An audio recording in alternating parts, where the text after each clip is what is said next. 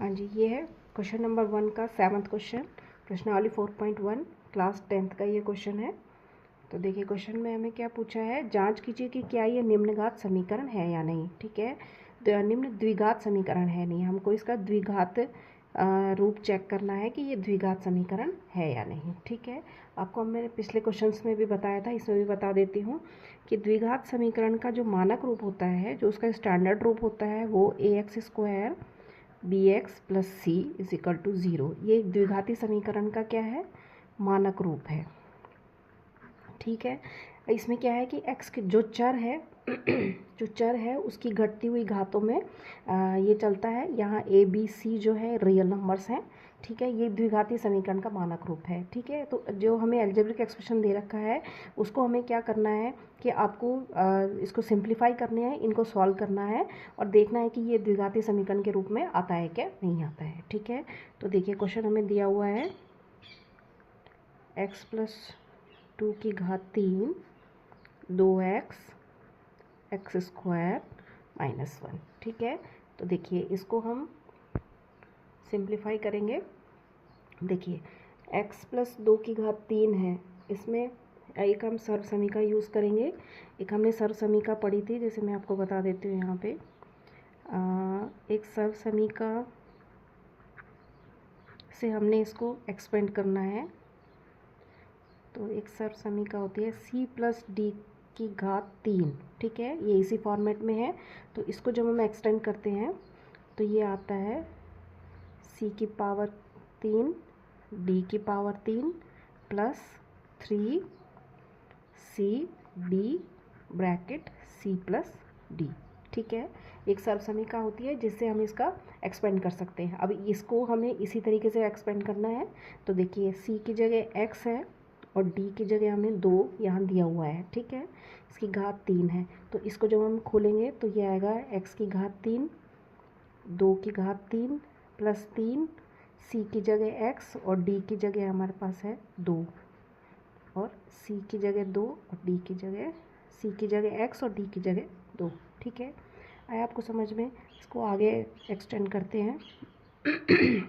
तो x की घात 3 2 की घात 3 है, 2 की घात 3 का मतलब है 2 को हम 3 बार मल्टीप्लाई करेंगे। ठीक है, तो ये आएगा 8। ठीक है, इस तरीके से इसमें 3 दूनी 6 होता है, 6x आएगा और x प्लस 2। सिंपल सा सिंप्लीफिकेशन है और कुछ नहीं करना है। अब देखिए इसकी जगह पर हम ये वाला टर्म लिखेंगे। ठीक है, ये इसको हमने सर्व समीका से खोल लिया है। तो ठीक है, अब देखिए इससे हम यहाँ पे ये वाली इसी के यहाँ से स्टेप लिखेंगे कि x की घात 3 प्लस 8 प्लस 6x और x प्लस 2 ब्रैकेट में। ठीक है, इज इक्वल टू में ये आएगा 2x, इसको हम एज इट इज़ लिखेंगे। ठीक है, आया आपको समझ में। ये सिर्फ इसको खोलने के लिए थोड़ा सा ये मैंने आपको अलग से बता दिया है। ठीक है, एक सर्व समीका है जिसको यूज़ करना है हमें। अब आगे देखिए इसको कैसे करेंगे। तो ये आएगा x की घात 3 ऐसे का ऐसा आएगा, 8 आएगा। अब देखिए 6x को मैं ये ब्रैकेट खोलूँगी और इसके अंदर मल्टीप्लाई करूँगी। तो 6x को पहले x से करेंगे तो ये आएगा 6 का 6 आएगा और x का x² आएगा, क्योंकि x को x से जब मल्टीप्लाई करेंगे तो x² आएगा प्लस 6 2 जो होता है 12x। ठीक है, 6x को 2 से मल्टीप्लाई करेंगे तो 12x आएगा। ठीक है, अब यहाँ देखिए, अब 2x को x² से मल्टीप्लाई करेंगे, इसका ब्रैकेट भी हम ये वाला ब्रैकेट भी खोलेंगे और इन दोनों को हम क्या करेंगे 2x से मल्टीप्लाई करेंगे। तो 2x को x² से मल्टीप्लाई करेंगे तो ये आएगा 2x³। ठीक है, माइनस का माइनस आएगा और 2x को जब -1 से मल्टीप्लाई करेंगे तो 2x आएगा। ठीक है, किसी भी चीज़ को 1 से मल्टीप्लाई करते हैं तो वही आता है। ठीक है, अब देखिए अब इसका मैं क्या करूँगी, ट्रांसफॉर्मेशन कर लूँगी। इन कंप्लीट जो ये जो एक्सप्रेशन हमारे पास है उसको मैं इधर ले आऊँगी, पक्षांतरण कर लूँगी। ये ऐसे का ऐसे ही लिखेंगे, ये वाली टर्म प्लस 12x, ये इसको लिखेंगे तो ये प्लस का 2x³ है, तो इसको मैं यहाँ लाऊँगी तो ये प्लस का है तो यहाँ माइनस का हो जाएगा 2x³।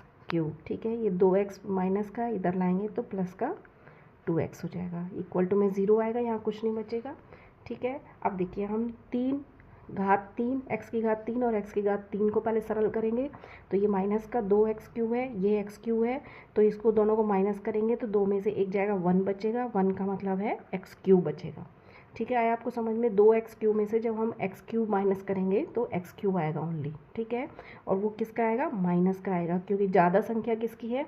जो बड़ा है, इन दोनों में से जो बड़ा डिजिट है वो यही है, और जिसके आगे क्या साइन है? माइनस का, तो यहाँ माइनस का आएगा। ठीक है, अब देखिए, अब x² लेंगे तो x² की टर्म इसमें एक ही है, 6x²।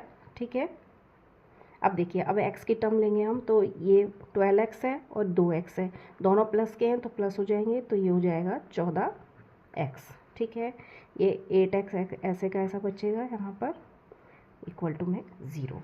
ठीक है, आया आपको समझ में? इसका सिंपल सा सिंप्लीफिकेशन मैंने किया है।